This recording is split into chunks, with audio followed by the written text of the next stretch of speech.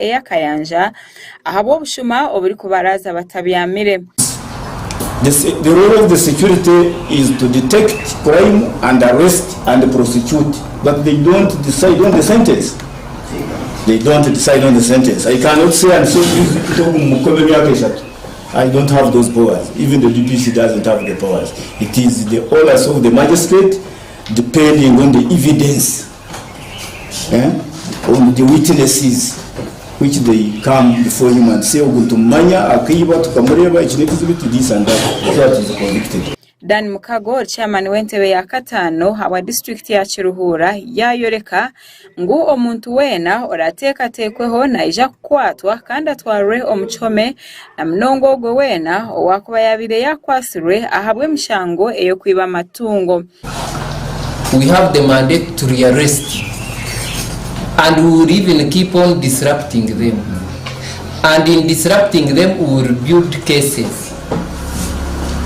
So long as they have ever convicted you on any case and we get you in this one, then we should even attach that case and then you are taken to Gonji or you are remanded.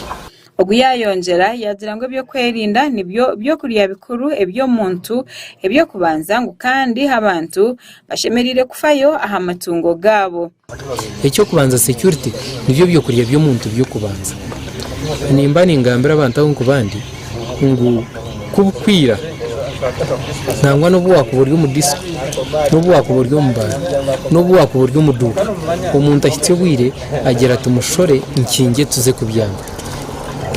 Nikimanyisa ngo ariyo nakingira ebintu bibyaye no muduka konkito kubukwira amatungo tugareka hero so bari yabarebere mu business mu matungo abo nubo bakwija bakagatwara. Tumukunde Enoch owulyo mujechera ahawe gombora yakayanja muri Kiruhura yayoreka okwa abantu bari kwetenga polisi ahamwe n'amahe okubalinda. Abasuma n'ubinji konka n'urabo na RDC yagira ngo nubenda concentrating munongo mu urban centers. Ikikumanyisa ko bakuzo mu urban centers abashuma bafurukayo bazangahe ombyaro. So nitwetenga manpower ya police nangwa ngo kuyatugira ngo namahe bariyo n'abagengeginga kubahereza enforcement.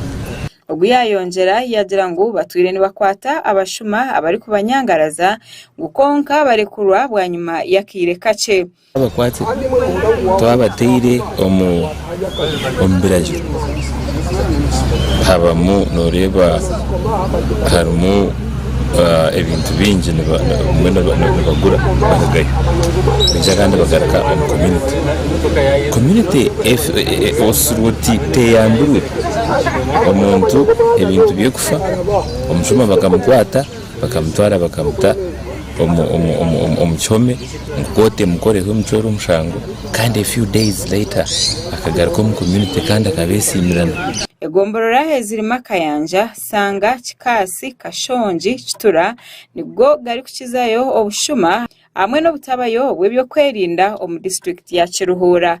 Gasha kwa Job Kato ahabwa Sky TV. And the Right Reverend